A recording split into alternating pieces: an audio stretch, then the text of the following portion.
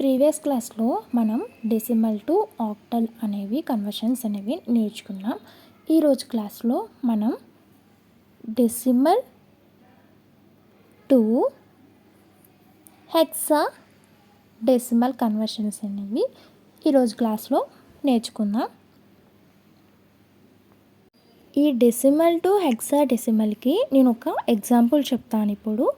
For example 71 base 10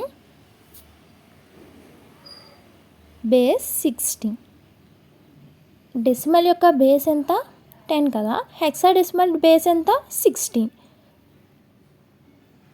so ఈ 16 అనేది మనం అంటే డెసిమల్ నుంచి హెక్సా డెసిమల్లో మార్చాలి కాబట్టి 16 అనేది నేను ఇక్కడ బేస్ 16 అనేది తీసుకున్నా.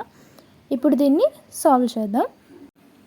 డెసిమల్ నుంచి హెక్సా డెసిమల్గా మార్చాలి కాబట్టి 16 అనే దాన్ని ఇప్పుడు మనం డివైడ్ చేయాలన్నమాట. అంటే 16ని 71తో డివైడ్ చేయాలి.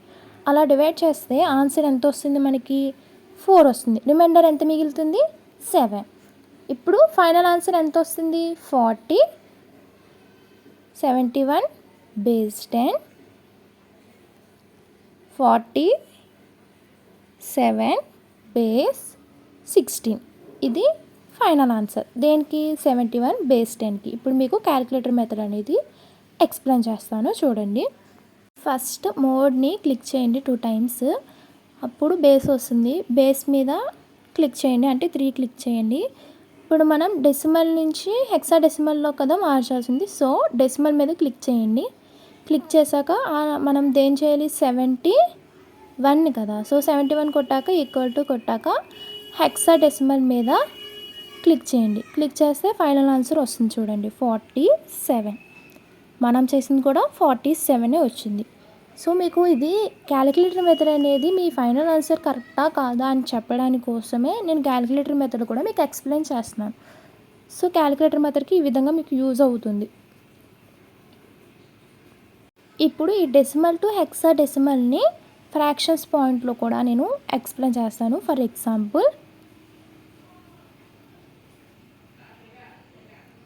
123.78 base 10 gives rise to base 16. దీన్ని ఇప్పుడు సాల్వ్ చేద్దాం. ఫ్రాక్షన్స్ ముందు ఏముంది మనకి? 123 ఉంది కదా.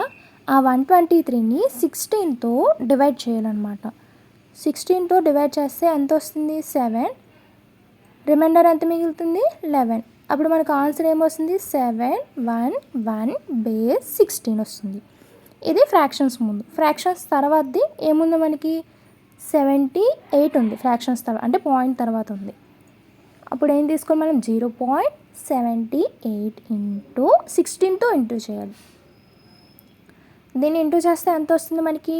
12.48 వస్తుంది. ఫ్రాక్షన్ అంటే పాయింట్ ముందు ఉన్నది మనం తీసుకోవాలి 12. నెక్స్ట్ పాయింట్ తర్వాత ఏముంది? 0.40 అంటే 48 ఉంది కాబట్టి మనం 0.48 ఇంటూ 16 దీన్ని ఇంటూ చేస్తే ఎంత వస్తుంది మనకి? 7.68.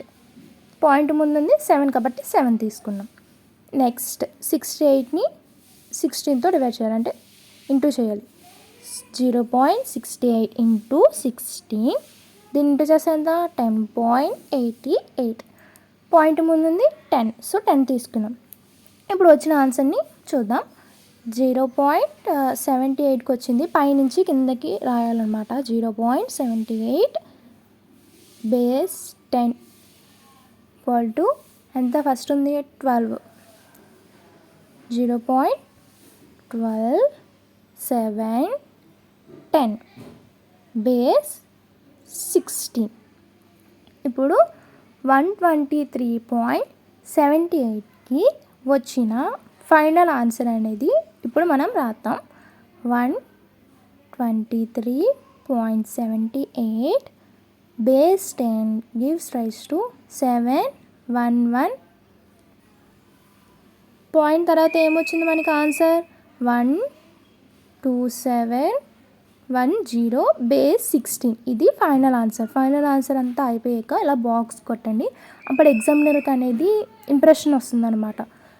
ఫుల్ మార్క్స్ అనేవి పడతాయి మీరు హైలైట్ చేస్తే కనుక ఈ విధంగా. సో ఎగ్జామ్లో ఈ విధంగా హైలైట్ చేయండి. వీడియో మీకు నచ్చితే లైక్ చేయండి, షేర్ చేయండి, సబ్స్క్రైబ్ చేసుకోండి. ఎస్పెషల్లీ బీటెక్ స్టూడెంట్స్ కోసం మన ఛానల్